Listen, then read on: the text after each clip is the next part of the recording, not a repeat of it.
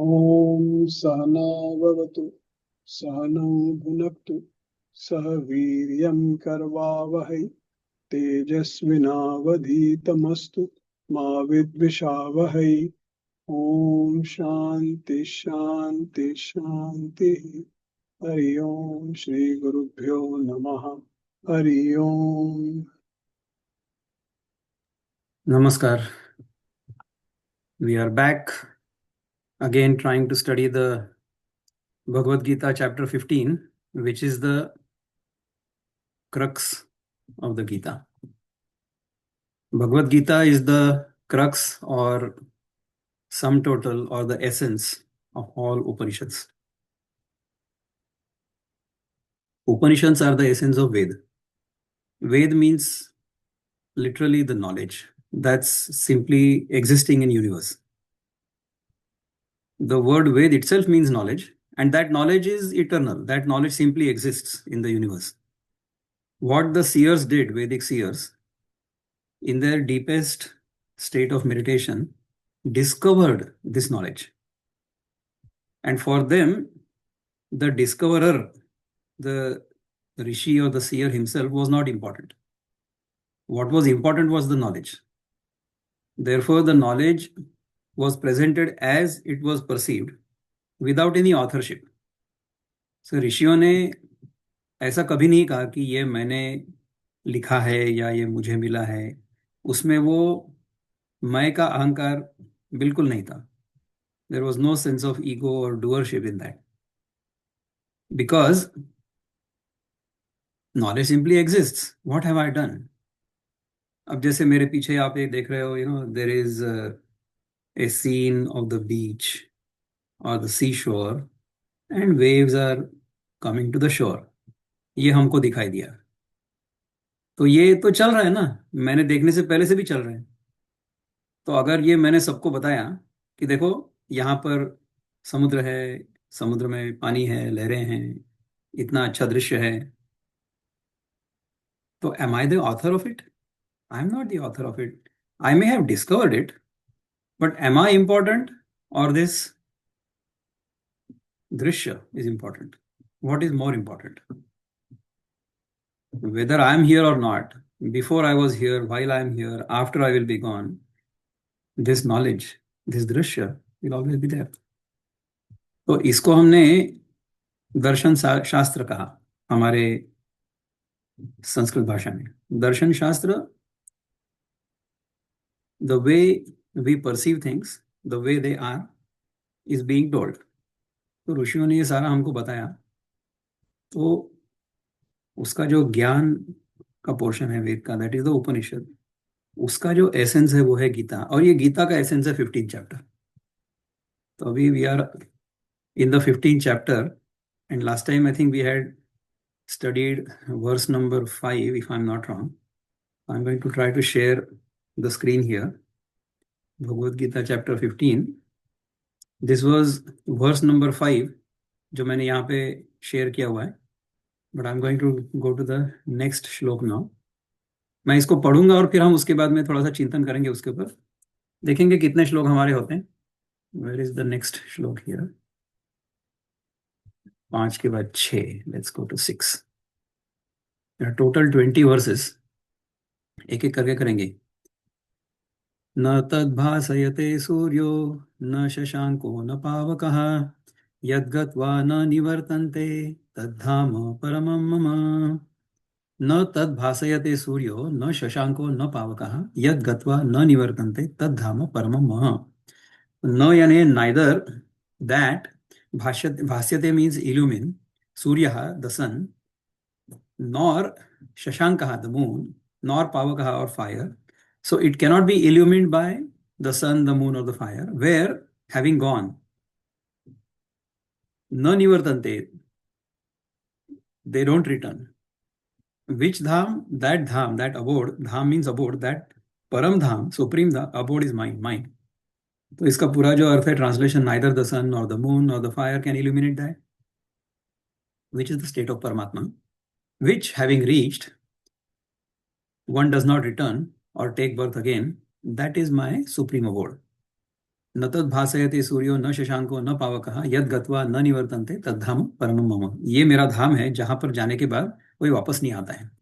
तो कमेंट्री पढ़ते हैं इसके ऊपर ऊपर थोड़ा सा कि the sun moon and fire illumine the material objects, the eye illumines the sun, and the buddhi intellect illumines the eye, and the Atma illumines the intellect, which is the Buddhi. So the whole universe, including the shining objects like the sun and the moon, are illumined by perceiving senses and the intellect, which receive their light ultimately from Atma. So Atma is the light that illumines everything.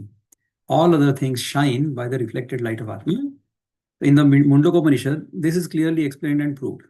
Na tatra suryo bhati. So in fact, the verse or the mantra from Mundakopanishad is almost literally taken verbatim from there. थोड़ा सा उसमें change किया हुआ है, modification, but otherwise Vyasadeva doesn't really feel shy. He's not afraid of plagiarism.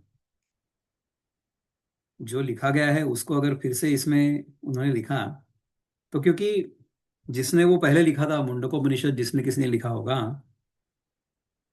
उसने तो कोई authorship ली नहीं थी, तो उसके ऊपर उसका कोई कॉपीराइट नहीं था। तो Vyasadeva has also used similar language. यद गत्वा न निवर्तन्ते, those who have reached the state of Atma do not again fall into miserable pit of samsara. From any other world in the universe, man has to return and take birth again. They have not the power to end sorrow. Only Paramatma has that power.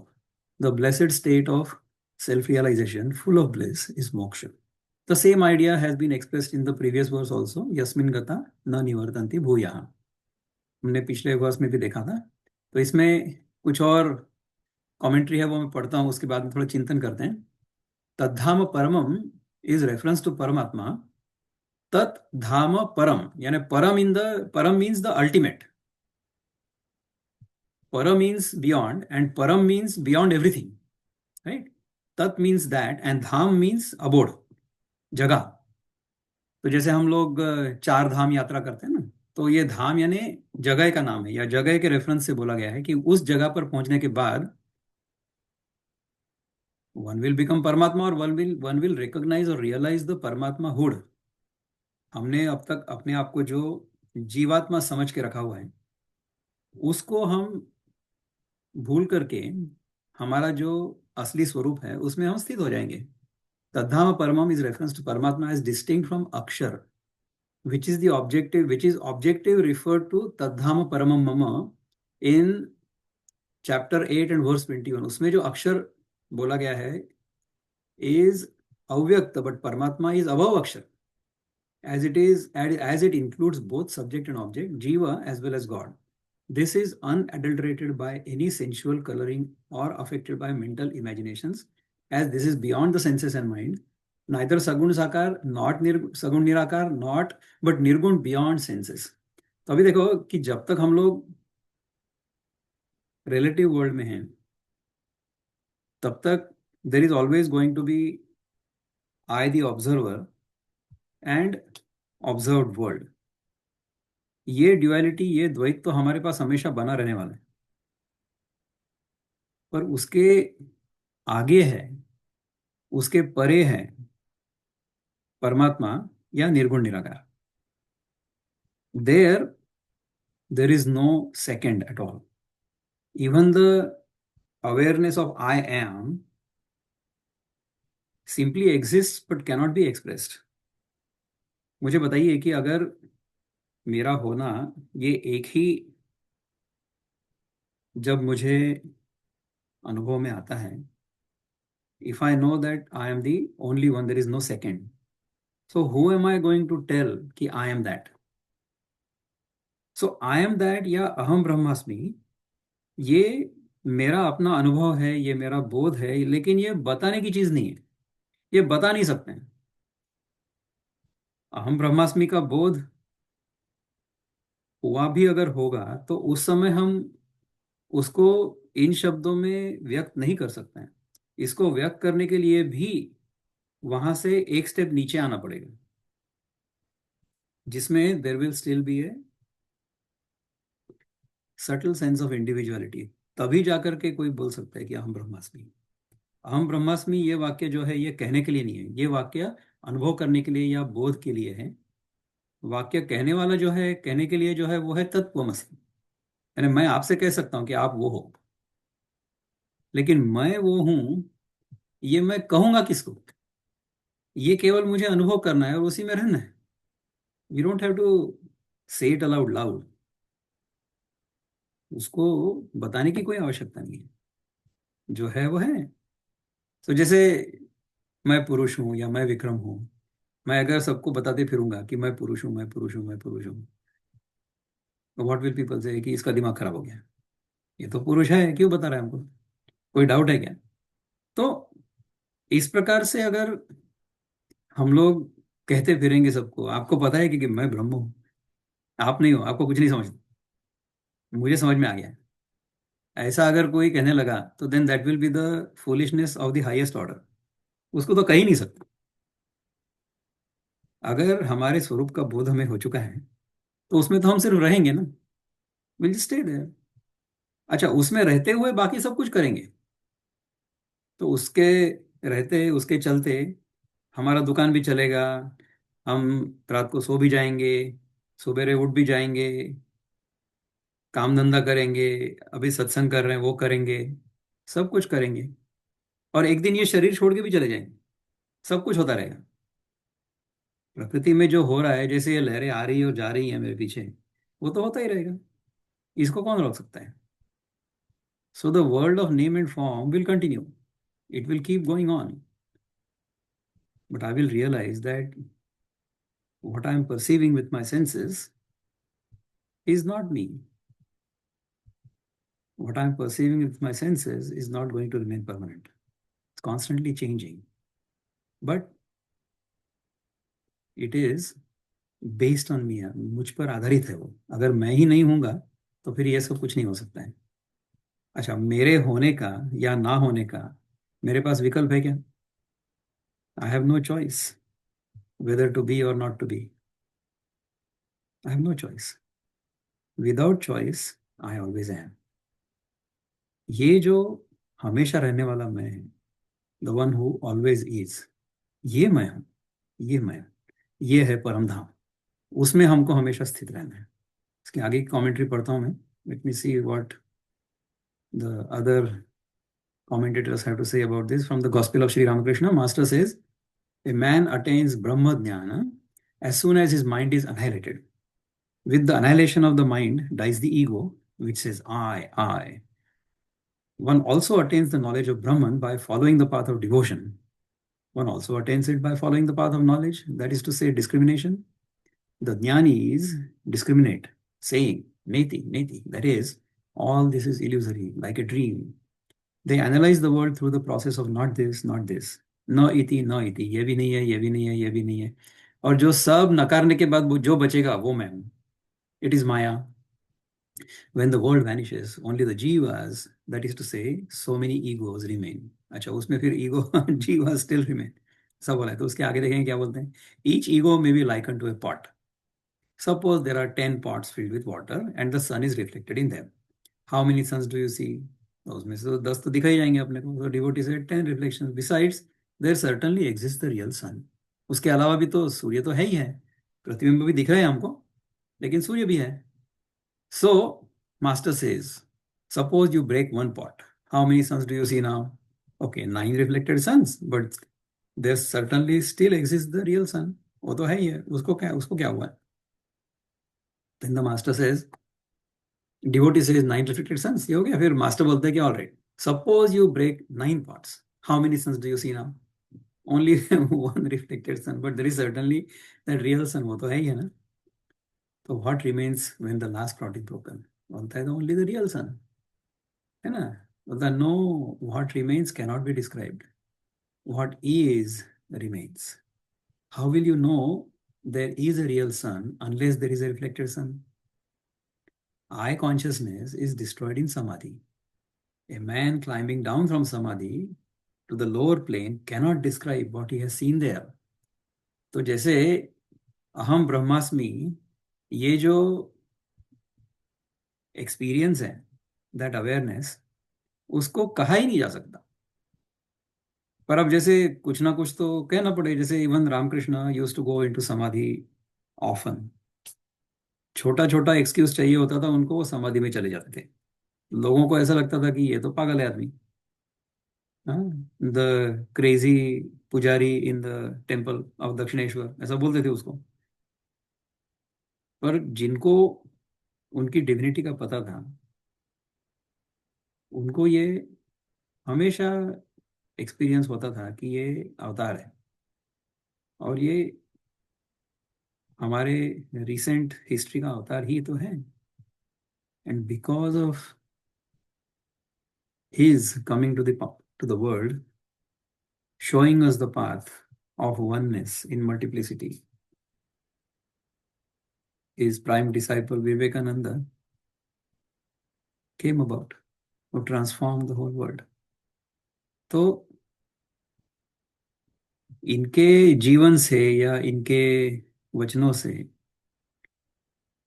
हमको जो बोध मिलता है हमारे अपने बारे में, all they are trying to do is to remove the veil from our own eyes, from our own mind, so that we can recognise who we are.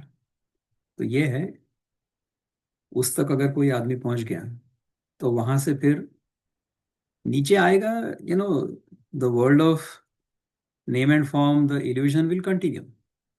मुझे ये अगर समझ आ गया कि दर्पण में मेरा जो प्रतिबिंब है वो मैं ही हूँ, तो जब तक मैं दर्पण के सामने रहूंगा तब तक प्रतिबिंब मुझे दिखने लगेगा, दिखते रहेगा। लेकिन उसके बारे में मेरे मन में किसी भी प्रकार की आसक्ति नहीं होगी। I will not have any cravings. उसके बारे में मेरे मन में कोई भय नहीं होगा। I will have no fear. और उसके बारे में मेरे मन में ऐसी कोई भावना नहीं होगी कि इसको अभी सुधारो। कोई जरूरत नहीं है। अगर मेरा मन पवित्र है, अगर मेरा मन शुद्ध है, अगर मेरी चित्त शुद्धि हो चुकी है, तो उसके बाद में जगत मुझे पवित्र ही दिखाई देगा, मंगल ही दिखाई देगा। जगत में जो दिखाई दे रहा है वो सारा का सारा ईश्वर की इच्छा के अनुसार हो रहा है। ये उसकी लीला चल रही है। ये मुझे हमेशा ध्यान में रहेगा और मेरा मन शांत हो जाएगा। तो इतना मैं कह करके अभी रुक रुक जाता हूँ थोड़ी देर के लिए। आप बताइए इसके बारे में अगर आपको कुछ कहना हो तो। Anybody who can express their views, or if you have any questions or comments, हम लोग इसके बारे में थोड़ा चिंतन करते हैं। यद गत्वा न निवर्तन्ते तद्धाम परमम मम, जिसको सूर्य प्रकाशित नहीं कर सकता है, चंद्र प्रकाशित नहीं कर सकता है, और अग्नि भी प्रकाशित नहीं कर सकता है, वो मेरा धाम है, तद्धाम परमम मम। अगर कोई नहीं है तो फिर मैं अगला श्लोक लेता हूँ। I can take the next shloka. Let me see if I can go to the next shloka. ममैवांशो जीवलोके जीवभूतः सनातनः मनःषष्ठानीन्द्रियाणि प्रकृतिस्थानि कर्षति। तो इसका अर्थ यह है कि only a portion of my eternal self has become the soul और जीव। मेरा एक अंश, ममई अंश, मम एव अंशः, मेरा ही एक अंश जीवभूत सनातन, जीव बन गया है और इस जगत में आया है, in the world of living beings. He, the jiva, draws to itself with mind as the sixth sense. ये माई इटरनल सेल्फ जो है ना, मतलब जो कृष्ण भगवान कह रहे हैं कि मेरा जो सनातन स्वरूप है उसी का एक अंश जीव। तो ये कृष्ण जो परमात्मा है वो भी सनातन है, दैट इज ऑल्सो इटरनल। और ये सोल जो है जीव, वो भी इटरनल ही है, बियॉन्ड टाइम, मतलब वो नष्ट नहीं हो सकते in the world of livings. So he, the jiva, draws to itself with the mind as the sixth sense and the five senses abiding in prakriti. तो वो क्या होता है कि ये जीव प्रकृति के जो पांच अंग हैं और मन जो है छठा, इसको लेकर के यहाँ जगत में फंस जाता। तो मेरा ही एक अंश जीवात्मा बन गया, और वो जीवात्मा जो है वो मन और पांच इंद्रियों के कारण इस जगत में आकर्षित होकर के उसमें फंस गया। ममैवांशो जीवलोके जीवभूत सनातन मनःषष्ठानि इंद्रियाणि प्रकृति स्थानी कर्षति। तो इसके ऊपर कमेंट्री क्या कहते हैं देखते हैं। Let's see what the commentary says. ममैवांश म्हणजे the jivatma in truth is not different from Paramatma. The Jiva is directly Paramatma. Both are eternal. But the Jiva, and Jivatma, being deluded by Maya, is identifying himself with the vehicle of the body and the senses and consequently suffers all the ills and pains which come to the body. मैंने अगर ये मान लिया कि ये शरीर मैं हूं, मैं देह हूं, तो देह के जो कष्ट होंगे वो मेरे कष्ट हैं, ऐसा मैं समझने लगता हूँ। ऐसा मैं समझने लगूंगा डेफिनेटली, क्योंकि मैं अगर अपने आप को देह मानता हूँ तो देह को अगर कष्ट हो गया तो मैं सोचूंगा कि मेरे को कष्ट हो रहा है। द जीवा imposing on himself all the limitations of the body and the mind. So Jiva will impose upon himself all the limitations of the body and the mind. If the body is weak or sick, the Jiva says, I am sick. If the mind is sad, the Jiva says, I am sad. Thus to the body, the Jiva who is in truth in is Paramatma himself has developed a false identification and a fictitious personality limited by time, space and causation. This is ignorance, avidya और माया। हमने अपने आप को देश काल वस्तु में परिच्छिन्न या परिमित मान लिया है। That is avidya, that is maya. All the qualities of limitless ether are to be found in the ether of the pot. जो आकाश है वो घट के अंदर जो आकाश है और घट के बाहर जो आकाश है, मटके के अंदर और मटके के बाहर, उस आकाश में क्या अंतर है? आकाश तो आकाश ही है। हमारा अगर ध्यान मटके पर जाएगा तो हम ऐसा कहेंगे कि मटके के अंदर कुछ आकाश है और मटके के बाहर कुछ आकाश है। तो हम ये कहते हैं कि इस शरीर के अंदर जो है वो जीवात्मा, वो मैं हूँ, और इसके बाहर जो है वो परमात्मा है, वो भगवान है। ऐसा कहते हैं। ये द्वैत हमने तैयार किया क्योंकि हमने अपने आप को देह मान लिया। This limitation is not true, it is illusory. ether is not bound by anything. When the pot is broken, ether remains as it is. मतलब अगर मटका टूट गया तो अंदर का आकाश बाहर के आकाश से मिल गया, ऐसा होता है? बाहर का आकाश और अंदर का आकाश ये कोई अलग थोड़ी थे, वो तो सेम ही थे। There is no change. Thus, all the blessed attributes of Paramatma are present in the Jiva or Jivatma. When the Jiva gives up this false identification and remembers his original state, he realizes that he is Paramatma and nothing other than he. ये जब mistaken notion है हमारे मन में कि मैं जीवात्मा हूं, मैं देह या मन से या मेरे प्राण से बंध गया हूं, तो मैं अपने आप को जीवात्मा मानने लगता हूँ। ये जीवात्मा मानने की तो चीज है, ये कोई हमको पता थोड़ी है। When the Jiva is himself Paramatma, what are these ideas of high and low, good and bad, and so on? All men are divine, all men are equal. So, knowing like this, the wise are filled with love for all and consider all as equal. The Lord's declaration gives infinite strength to every man. For the same individual who formerly was dreaming of himself as big and small, happy and unhappy, living and dying, now is awakened to the tremendous understanding of his own true nature. Now, he simply laughs at the foolish little self which he was displaying in the world on his personality. जिसको ये समझ आ गया है कि जो मैंने अपने आप को जीव माना था तो मैं बेवकूफ था, तो अपने आप के बारे में या अपने भूतकाल के बारे में हम किसको क्यों बताएंगे और क्या बताएंगे कि मैं बेवकूफ था? क्यों बताएं? भूल जाओ ना भूतकाल को। भूतकाल के भूत को अपने सर से अगर हम उतार देंगे तो फिर हम वर्तमान में जीने लगेंगे। No more is there any fear of death or suffering, for he is not the body which is the upadhi. ये शरीर जो है वो मैं नहीं। ठीक है ना? अभी ये कर्षति के बारे में क्या कहते हैं? कर्षति यानी आकर्षण होता है ना, उसको कर्षति ये शब्द जो है आकर्षण से आया हुआ है। The jiva in his ignorance draws the senses to himself with the mind. The senses are in the prakriti. The deluded jiva draws prakriti to himself and lives a kind of existence confined by the activities of the senses. शब्द स्पर्श रूप रस गंध में मैं इस प्रकार से आसक्त हो जाता हूँ और उसके साथ अपने आप को इतना आइडेंटिफाई कर लेता हूँ, तादाद में हो जाता है मेरा, कि मुझे ऐसे लगने लगता है कि वही मैं हूँ। द बॉडी इज जड़ और inert and so does not claim जीवा एज इट्स ओन। शरीर तो ये नहीं कहता हूँ कि मैं जीव हूँ करके, शरीर तो ऐसा ही है।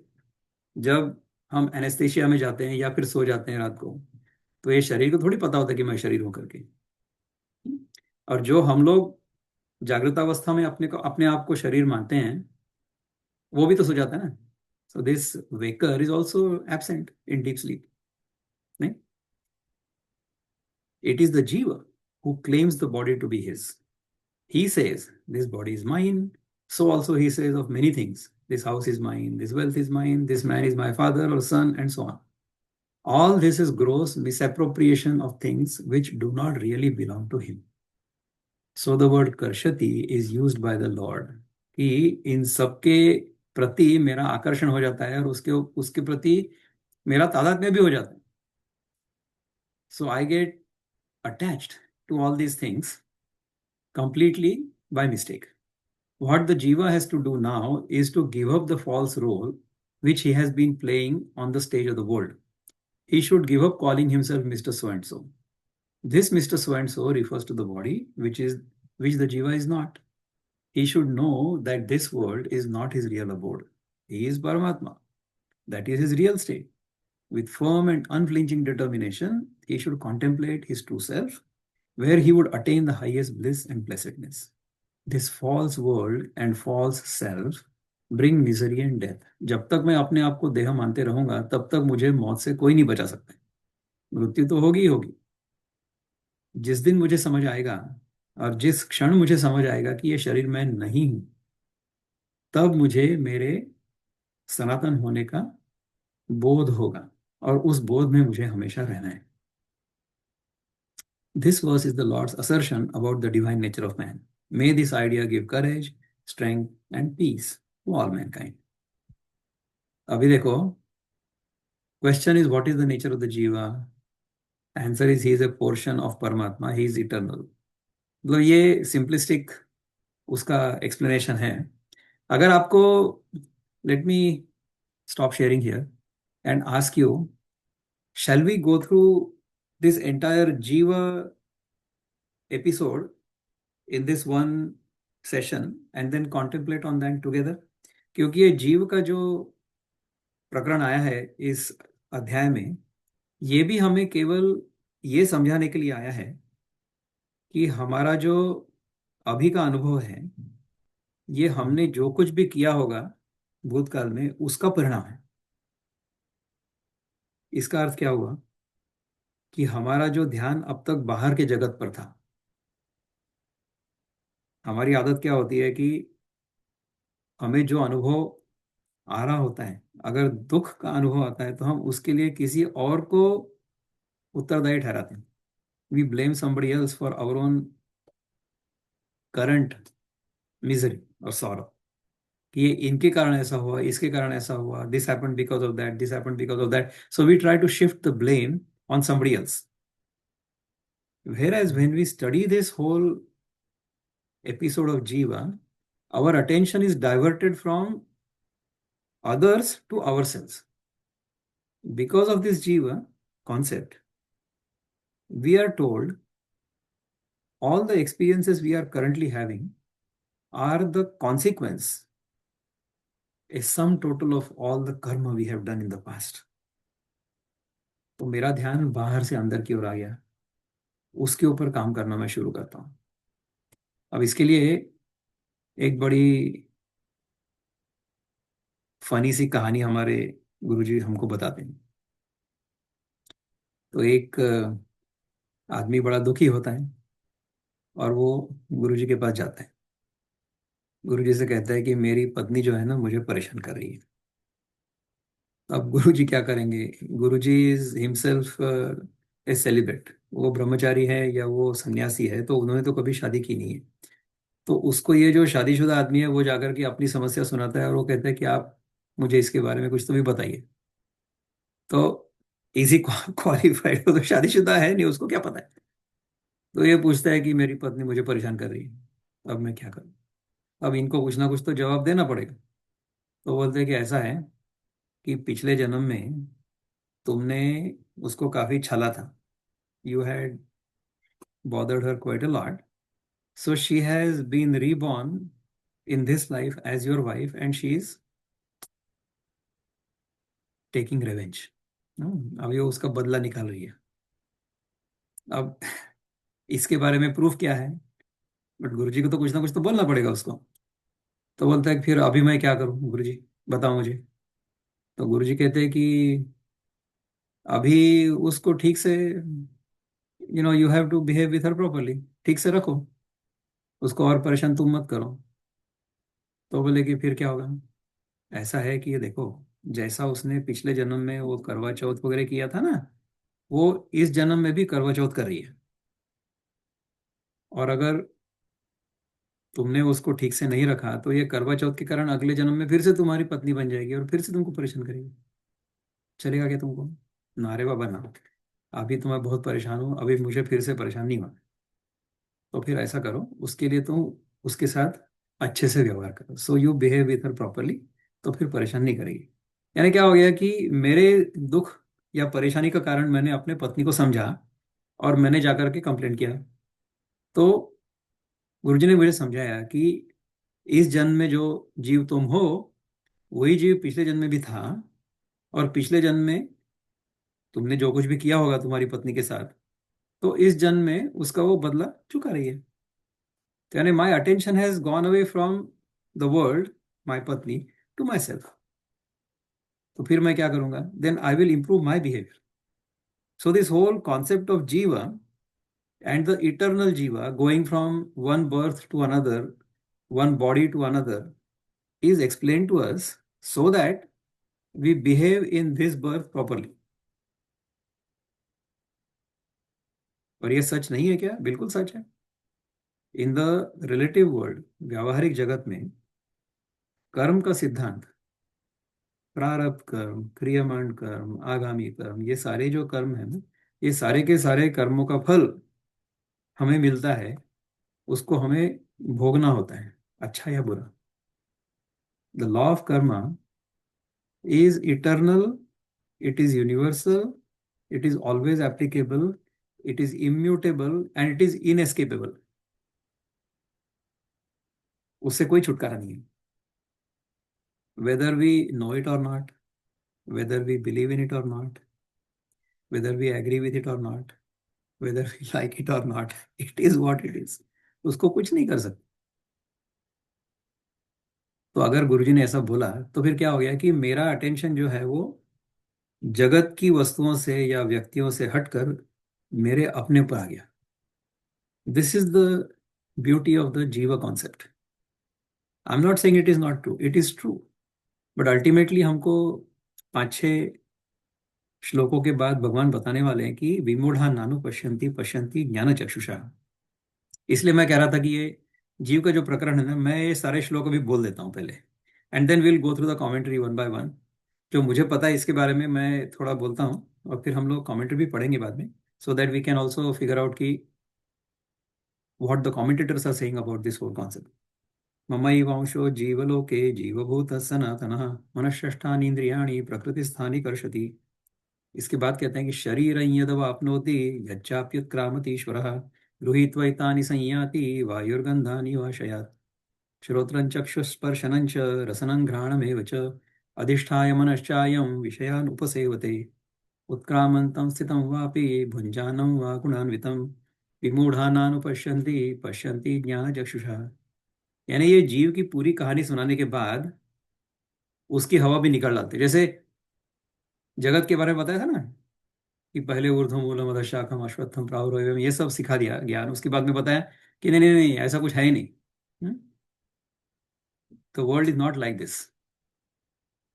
इसकी सारी हवा निकाल दिए थे। तो पहले एक कॉन्सेप्ट आपको समझाया जाता है, उसके बाद में ये समझाया जाता है कि वो जो समझाया था ना वो ठीक नहीं है। अभी ये जीव के बारे में भी भगवान समझाएंगे, और उसके बाद में समझाएंगे कि नहीं नहीं नहीं, ये जीव का कॉन्सेप्ट भी जो है ना, ये भी ऐसा ही है, कहानी है। क्योंकि कहानी का तात्पर्य ये है कि हमारा जो ध्यान है वो जगत से उठकर हमारे अपने पर आ जाए। So instead of focusing on the world, we will start focusing on ourselves. Let me just go through the meanings of this shloka, और उसके बाद में कमेंट्री हम बाद में पढ़ेंगे, लेकिन कॉन्टेम्पलेट करते हैं, कमेंट्री भी पढ़ेंगे eventually. So we already seen the meaning of this first verse, जो अभी मैंने बताया ना कि ममई वंशो जीवलोके जीवभूत सनातन, ये हो गया हमारा। उसके बाद में ममई वंशो, ये फिर से मैंने वही लाया है। Now let me go into the eighth one. शरीरं यदवाप्नोति यच्चाप्युत्क्रामतीश्वरः गृहीत्वैतानि संयाति वायुर्गन्धानि वाशयात्. When the Lord acquires a body and when he leaves it, he takes these with him and goes on his way as the wind carries away the scents from their places. तो जिस प्रकार से अभी ये जो मेरे पीछे वायु चल रहा है ना, तो वायु जो है वो गंध को अपने साथ ले जाएगी, उसी प्रकार से मेरे मन में जो वासनाएं हैं या वासनाओं का जो गंध है, ये ये मेरा जो जीवात्मा है ना, ये अपने साथ दूसरे शरीर में ले जाएगा.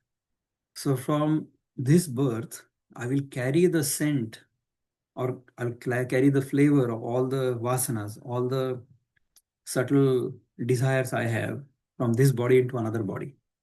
और मैं वहां जाकर के वो सारे के सारे जो विषय हैं या इच्छाएं हैं मेरी, वो पूरा करने की मैं कोशिश करूंगा वहां पे जाके नेक्स्ट बर्थ में. वायुर्गंधा निवासय. फिर बोलते हैं कि श्रोत्रं चक्षु स्पर्शनं च रसनं घ्राणमेव च अधिष्ठाय मनश्चायं विषयानुपसेवते. है ना. फिर क्या बोलता है कि presiding over the ear and the eye, the organ of touch, taste and smell, and also over the mind, he experiences sense objects. मतलब ये जो जीव है, ये इस शरीर से दूसरे शरीर में गया अपनी वासनाओं को साथ लेकर के, और वहां जाकर के फिर से ये सारे के सारे विषय भोगने लग गया. उत्क्रामन्तं स्थितं वापि भुञ्जानं वा गुणान्वितं विमूढानानुपश्यन्ति पश्यन्ति ज्ञानचक्षुषः. The deluded do not perceive him when he departs from the body or dwells in it, when he experiences objects or is united with the gunas, but they who have the eye of wisdom perceive him. विमूढ़ानानु पश्यन्ति पश्यन्ति ज्ञानचक्षुषः. एक second ना. Alright. Niranjan दादा को अभी निकलना है एक मिनट के अंदर. तो हम लोग एक काम करते हैं ना निरंजन दादा. Why don't you say something about what we have talked about so far? We'll go through the detailed commentary about each verse in our next session. But ये जीव की कहानी जो है वो हमको इसलिए सुनाई गई है कि हमारा ध्यान बाहर की जगत से अपने आप पर आ जाए. कहिए. हाँ, I actually wanted to make a observation, not observation, but rather I wanted to quote a very interesting observation from Katha Upanishad. Like we are talking about Jiva, and Jiva is also Paramatma. Atma Paramatma is the same, and everything is Paramatma actually. And we can discuss that aspect of what is Jiva and what is Paramatma in different ways also. But the very fact that we identify ourselves with this external world through the five senses and the mind, what you have very nicely explained. Here the Katha Upanishad has made a comment. It says that Paranchi Khani Vyatrinat Sayambhu Tasmat Parang Pashyati Na Antaratman. What it means that, it's a conversation between Nachiketa and Yama, and there it says, Yama is saying, this is the comment of Yama to Nachiketa, Paranchi Khani. Basically, it says that this Paramatma has inflicted an injury on us.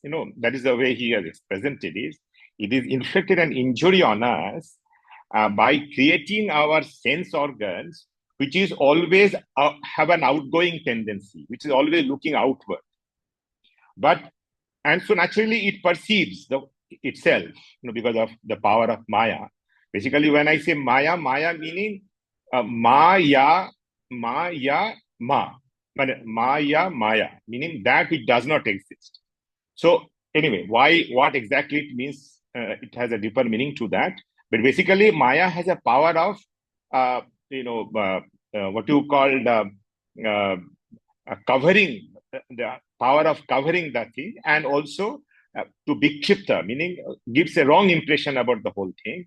And why? Because of this paranchi khani. So the Yama says that as if the Lord has inflicted an injury on us by creating a sense organs which is always looking outwards. Paranchi khani. All the time it is looking outwards. But at the same time, a jnani, or rather any human being for that matter, we have three power, what you call Kriya Shakti, Ichha Shakti, and Jnana Shakti. So Kriya Shakti is the ability to do, and or ability to not do. Like we have a viveka by which I can decide whether I will do something or I will not do something or I will do it in a different manner. That is Kriya Shakti. And Ichha Shakti is I have the desire, viveka, that what I will do and what I will not do as per my wish. And the last one is Jnana Shakti. We have that power to get that knowledge about my true self. So then in this, that is what it says, that when you look inward, Yama says, when you look inward, the same sense organs, you can turn it around, you can look inward, and then through the process of this Kriya Shakti, Ichha Shakti, and Jnana Shakti, you can actually know yourself, your true self, that you are Paramatma. So that is what I wanted to say, and thank you so much. I will take your leave. Okay, thank you Niranjan दादा। तो Okay, इसी thank बात you. पर हम लोग आज के लिए यहाँ रुक जाएंगे, और अगर कुमार दादा अगर प्रार्थना कहेंगे तो फिर हम लोग अगले बार फिर से मिलेंगे। कुमार दादा, वुड यू लाइक टू से द प्रेयर, या फिर और किसी को कुछ अगर कहना हो तो आप कह सकते हो। अभी वैसे है अपने पास एक 5-10 मिनट और। नीलांजन दादा, you can always listen to the recording in case you miss something. पर वैसे तो अभी आज जितना मुझे मेरे मन में था वो मैंने किया है। हम अगले बार फिर से उसके आगे का मेरा एक क्वेश्चन है बताइए। सर। मेरा क्वेश्चन है कि आपने कहा कि जब जीवात्मा ट्रेवल करती है one bird to another bird, तो हाँ। वो अपने साथ में अपनी वासनाएं या संस्कार वगैरह लेके जाती है ना, which is like sand particle और सॉर्ट ऑफ ए जड़ है वो भी, है ना। मतलब जो संस्कार है और वो टेक्स भी इट जड़ लाइक ही है। Not like a sand particle but like वायु के साथ गंध जो जाती है ना, हाँ हाँ। उस प्रकार से। तो इट्स मोर मच मोर हाँ सटल। बट हाँ सटल है, बट स्टिल ये इसमें मतलब इट्स मतलब जो हम कहते हैं प्रकृति और पुरुष, तो प्रकृति का पार्ट है, पुरुष का पार्ट नहीं है ना। It is just going along. तो मेरा थोड़ा मतलब स्टूपिड सा क्वेश्चन ये था कि ये जो जड़ है वो एक जगह से दूसरी जगह आत्मा के साथ ट्रेवल कैसे करता है। That's a good thing. जड़ यानी इट्स नॉट आत्मा जड़ तो इन द सेंस, हाँ, इट्स आत्मा तो जड़ कर फ्रॉम द सकती है point of travel. View of आत्मा। हाँ।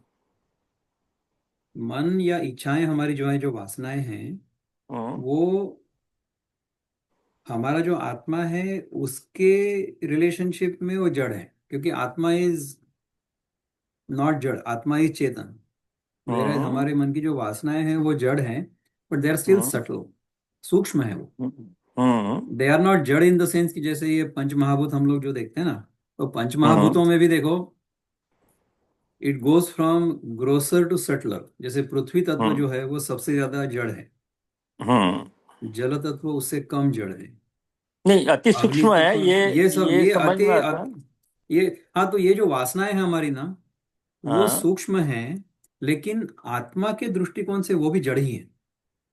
हाँ, नहीं राइट है। नहीं तो मेरा हाँ। जैसे मान लो अगर एक आत्मा को आपने ऐसे मतलब से लोहे के घनी मतलब बड़ी चादर के बीच में भी बंद कर दिया तो वो उसमें से निकल सकती है। ओके। राइट है। आत्मा हाँ हैज दैट पावर टू हाँ। Travel from one end to another end in split of second. But hmm. उसके साथ में वो जड़ कैसे ट्रेवल कर जाता है वो ऐसा मेरा सोचने में आता है। वो तो उसके साथ घुल मिल गया हुआ है ना, हाँ इन द हाँ। सेंस कि जैसे अगर हम दर्पण के सामने खड़े हों, हम्म तो हमारे साथ दर्पण का प्रतिबिंब भी हिलेगा ना। हम्म तो जितनी हम्म गति से हमारा हम हिलेंगे, उतनी गति से प्रतिबिंब भी हिलेगा। तो हम्म प्रतिबिंब तो जड़ थोड़ी ही है, मतलब जड़ है ऐसा हम्म दिखाई दे रहा है, वी सी इट एज जड़, but is moving with hmm us. So hmm these subtle cravings और वासनाएं जो होती हैं, वो हम्म जीवात्मा के साथ घुल मिल गई हुई हैं। तो हम्म जीवात्मा जो है वो इस शरीर को यहाँ छोड़ देगा, लेकिन वो जो वासनाएं हैं सारी, अंतःकरण जो है उसको लेकर के चला जाएगा, हम्म है ना। वो उसके साथ घुल मिल गया हुआ है। तो the jivatma and the vasanas, they are all intermingled. तो they go when the body is left behind. ये सारा हम्म। हेमंत भाई नहीं, अब व्यावहारिक उसमें जगत दूसरा के लिए क्वेश्चन है। आता है। हाँ नहीं, बताइए। दूसरा क्वेश्चन आता है इसमें कि जैसे नॉर्मली हम ये कहते हैं कि जो आत्मा है वो समुद्र के लहरों की तरह है है ना, तो वो समुद्र में विलीन हो जाती है, वापस उठती है, विलीन होती है। तो अगर एक बॉडी से दूसरी बॉडी के अंदर जा रहा है तो क्या वही आत्मा जाती है, या ओनली जो हमारा अंतःकरण है, मन बुद्धि चित्त अहंकार, वही जाता है? उसी को तो जीवात्मा कहते हैं ना। सो जीवात्मा is the combination of that अहंकार, मनोबुद्धि चित्त अहंकार, और उसमें जो सारी वासना है, वो सारा का सारा जो अंतःकरण है, दैट इज कॉल्ड वन जीवात्मा। तो वो जीवात्मा ओके। इस शरीर को छोड़ के दूसरे शरीर में जाएगा। पर उसमें जो अच्छा। प्रकृति का नियम है वो ऐसा है कि when this jivatma goes into the next body, so when hmm. that body comes out of the womb, in the process of birth, हम्म। ये सारी जो मेमोरी होती है ना, वो सारी मेमोरी इरेज हो जाती है। हम्म। काफी सारी मेमोरी इरेज हो जाती है। हम्म। तो जो जो हमने सीखा है उसको फिर से थोड़ा सा रिवाइज करके सीखना पड़ता है। We have to hmm. Learn that again. तो जैसे हम्म। आपको इस जन्म में आपने जो कुछ भी काम किए हैं, आपने सारे ये गीता के श्लोकों को दोहों में ट्रांसलेट किया हुआ है। हम्म। तो most people are not able to achieve this in one lifetime, लेकिन आपने अचीव कर लिया। तो इसका अर्थ तो यही हम समझेंगे ना कि इसके ऊपर आपने पिछले जन्म में कुछ ना कुछ काम किया होगा, तब जाकर हम्म। के इस जन्म में आपने वो सब किया हुआ है। या फिर हम अभी हम्म। जो कॉन्टेम्पलेशन कर रहे हैं गीता का, हम्म। वो भी हमने कुछ साधना इससे पहले की होगी, तब जाकर के हमें इस विषय में इतनी रुचि आई है, या हम्म। इस विषय में जितनी समझ है उतनी आई है। हम्म। अदरवाइज इतनी समझ भी नहीं आती हमें। हम्म। एक जन्म का तो काम नहीं है ये। तो हम्म। ये अगर हम समझें तो the only reason we can explain our situation in this birth right now is hmm. because of whatever we might have done। पर हमको तो याद नहीं है वो। We don't remember। I don't hmm. remember my previous births। I can hmm. only infer। हम्म। मैं केवल इसका अनुमान लगा सकता हूँ कि पिछले जन्म में कुछ ना कुछ साधना हुई होगी, जिसके हम्म। कारण इस जन्म में हमें इस प्रकार का अनुभव आ रहा है, या इस प्रकार हम्म। का बोध हो रहा है। हम्म। तो ये जो जीवात्मा की कहानी है, ये हम्म। जीवात्मा की कहानी in the relative world it is true. और वो हमें समझाने के लिए बताई गई है कि हम हमारे जीवन पर, हमारे अनुभवों पर ध्यान दें हम्म। और ये समझें कि इनका कारण हमारे ही पूर्व जन्म के कर्म हैं। हम्म। उससे हम क्या हम्म। करेंगे कि इस जन्म में, जैसे मैंने ये कहानी सुनाई थी ना कि पत्नी मुझे परेशान करती है तो मैं क्या करूं। हम्म। अगर मैं ठीक से नहीं रहूंगा तो वो फिर से करवा चौथ तो कर रही है अभी, तो फिर अगले जन्म में आकर के मेरे को फिर से चलेगी वो। तो वो अगर हम्म। मुझे नहीं करना है तो फिर then my attention has to come back on my own behaviour, which is hmm. Good for me, good for her, good for the society. Hmm. तो ये नहीं, करने से उसमें इसके उस आगे जा सकते हैं हम लोग। वो उस एग्जाम्पल में भी मेरा एक क्वेश्चन खड़ा हुआ था कि अच्छा। पत्नी मुझे परेशान कर रही है, तो वो परेशान कर रही है, वो अगले जन्म में भुगतेगी, या मैंने पिछले जन्म में किया था इसलिए मैं अभी भुगत रहा हूँ? वो ठीक है ना, पर बराबर है, what you are saying is correct, लेकिन गुरु जी को कुछ ना कुछ तो बताना पड़ेगा ना उसको। तो जीव की कहानी जो है, इवन ये गीता में जीव की कहानी जो आई हुई है, उसका हम्म। तात्पर्य यही है कि हमें अपने आप पर अपना ध्यान केंद्रित करना है, बाहर पर ध्यान केंद्रित नहीं करना है। इसलिए तो पहले राइट। बाहर की कहानी सुनाई, और राइट। बाहर की कहानी को भी पंक्चर कर दिया ना बाद में। ये ऐसा तो है ही नहीं करके, राइट। ऊर्ध्वमूलम अधः ठीक है। शाखम, ये सब इल्यूजरी है करके बता दिया। ये it hmm. Doesn't, it appears like this but it is not like this. वो पहले भी नहीं था, अभी भी नहीं है। नान्तो हम्म। न चादिर न च संप्रतिष्ठा, अश्वत्थमेनम सुविरूढ़ मूलम असंग शस्त्रे न दृढ़ न चित्वा, ऐसा बता दिया था। तो हम्म। एक एक हमको कॉन्सेप्ट बताया जा रहा है, और एक एक कॉन्सेप्ट, उसी कॉन्सेप्ट को काटा भी जा रहा है। ये सनातन धर्म की ये विशेषता है कि पहले हम्म। ये सब कुछ बताएगा तुम्हें कि ये करो, वो करो, वो करो, वो करो, और फिर उसके बाद में उसको सबको काट भी देगा। हम्म। शंकराचार्य भी ऐसे ही है ना, वो बाद में बोलते कि मैं नाहम देहो, मैं देह भी नहीं हूँ, मैं ये जीवात्मा भी नहीं हूँ, मैं कुछ भी नहीं हूँ। मैं ना हम्म। बेटा हूँ, न पिता हूँ, न पुत्र हूँ, न मैं ब्रह्मचारी हूँ, न मैं गृहस्थ हूँ, न मैं वानप्रस्थ हूँ, न मैं सन्यासी हूँ। पहले इतना हम्म। सब बता दिया कि ये सब चार हम्म। आश्रम होते हैं, चार वर्ण होते हैं, न मैं शूद्र हूं, न मैं वैश्य हूं, न मैं क्षत्रिय हूं, न मैं ब्राह्मण हूं। अरे तो पहले इतनी कहानी बताया क्यों? तो वो ये जो रिलेटिव वर्ल्ड है ना, सापेक्ष जगत, उसमें हम लोग ठीक से रहें, सभी लोग ठीक से रहें, समाज ठीक रहे, पर्यावरण ठीक रहे, इकोसिस्टम ठीक रहे, अन्य जीव जंतु भी ठीक रहें, उसके लिए ये सारी कहानी है। सो इसके अंदर दो कहानियां हैं। एक कहानी ऐसी है कि जगत में हम कैसे रहें, उसके लिए फिर कर्म कर्म बताया गया है, या योग बताया गया है, या उपासना बताई गई है। और उसके बाद में इस जगत के भी परे जाना है, उसके लिए ज्ञान बताया गया है। तो अभी हम ये 15वें अध्याय में ना ज्ञान तक आ पहुंचे। इसलिए ये जो सारे प्रश्न हमारे मन में आते हैं ना, ये सारे प्रश्नों के आगे का जो अभ्यासक्रम है, सिलेबस, वो अभी यहाँ पे चल रहा है। तो है इंटरेस्टिंग बड़ा, लेकिन पुराना वाला जो सिलेबस था वो वैलिड कैसे नहीं है वो भी बता रहे हैं भगवान इसमें। इसलिए ये जो लास्ट सेंटेंस था ना, विमूढ़ा नानु पश्यन्ति पश्यन्ति ज्ञान चक्षुषा, तो जिसकी ज्ञान की आंखें खुल चुकी हैं, उसी को ये समझ में आएगी जीव की कहानी की ये कहानी है और इसके पीछे का तात्पर्य क्या है। इसके बारे में ना हम लोग भाई अगले बार फिर से चिंतन करते हैं। अभी ठीक है मेरा सर। समय समाप्त हो रहा है क्योंकि मुझे दूसरे मीटिंग में राइट। जाना है। पर अभी ओके। कुमार दादा अगर प्रार्थना कहेंगे तो I will be very grateful. दादा। या ओम पूर्णमद पूर्णमदः पूर्णमिदं पूर्णमिदं पूर्णात् पूर्णात् पूर्णस्य पूर्णमादाय पूर्णमेवावशिष्यते। ओम शांति शांति शांति। हरि ओम श्री गुरुभ्यो नमः। हरि ओम। हरिओम। नमस्ते। चलो अगली बार मिलते हैं फिर से। नमस्ते।